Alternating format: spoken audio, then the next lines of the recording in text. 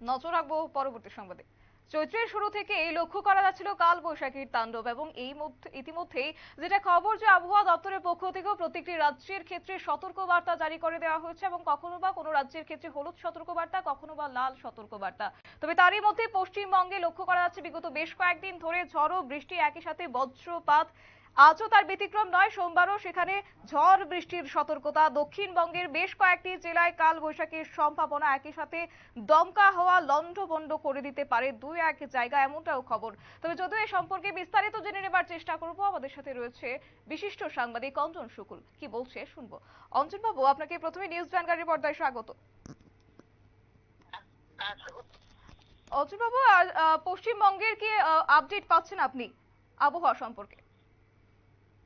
আজ সোমবারে রাজ্য জুড়ে ঝড় বৃষ্টির সতর্কতা রয়েছে। দক্ষিণবঙ্গের বেশ কয়েক জেলায় কাল বৈশাখীর সম্ভাবনা। দমকা ঝোড়ো হাওয়া লন্ডভন্ড করে দিতে পারে দু এক জায়গায়।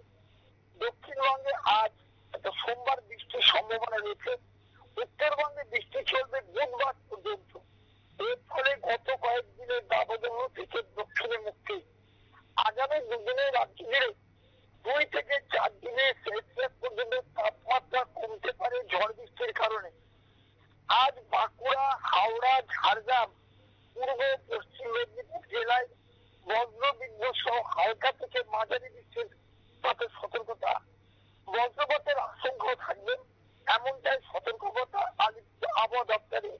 এর পাশাপাশি আগামী 2 থেকে 3 ঘন্টায় কলকাতা ও উত্তর দক্ষিণ 24 পরগনা জেলাগুলিতে বজ্র বিদ্যুৎ সহ হালকা থেকে মাঝারি বৃষ্টির সতর্কতা রয়েছে। বজ্রপাতের আশঙ্কা থাকবে, সঙ্গে 30 থেকে 40 কিলোমিটার প্রতি ঘন্টায় দমকা ঝোড়ো হাওয়া বইবে। বজ্রপাতের আশঙ্কা থাকবে বলে জানা গেছে। বাসিন্দাদের নিরাপদ আশ্রয়ে থাকার পরামর্শ দেওয়া আবহাওয়া দপ্তরের পক্ষ থেকে। মঙ্গলবার পর্যন্ত উত্তরবঙ্গে সব জেলাতে দমকা ঝোড়ো হাওয়ার সঙ্গে বজ্র বিদ্যুৎ সহ হালকা থেকে মাঝারি বৃষ্টির পূর্বাভাস। বিক্ষিপ্তভাবে শিলাবৃষ্টির সম্ভাবনা পার্বত্য এলাকায় রয়েছে। বজ্রপাতের আশঙ্কাও।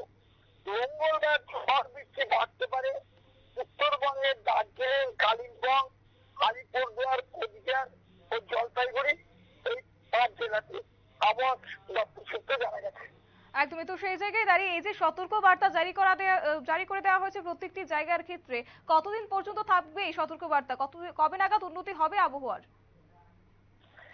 আবহাওয়া মঙ্গলবার পর্যন্ত আবহাওয়ার উন্নতি হওয়ার কোনো লক্ষণ নেই বলে আবহাওয়া দপ্তর জানিয়েছে। এবং যে সমস্ত জায়গায় নদী রয়েছে, গঙ্গা রয়েছে, সেখানে মাছ ধরতে মৎস্যজীবীদেরকে মাছ ধরতে যেতে বারণ করা হয়েছে। বিভিন্ন জায়গায় চলছে মাইকিং প্রচার। একদমই। গতকাল কত লক্ষ্য করা গেছিল বজ্রবৃষ্টির ফলে, যার কারণে 4 জনের মৃত্যু হয়েছে। তো সেই জায়গায় একই চিত্র আজকেও, একই ছবি লক্ষ্য করা যাচ্ছে। আজকে কি কোনো ঘটনা ঘটেছে, কি বলবে? এখনো পর্যন্ত ঘটনাকারী, তবে আকাশ মেঘাচ্ছন্ন হয়েছে।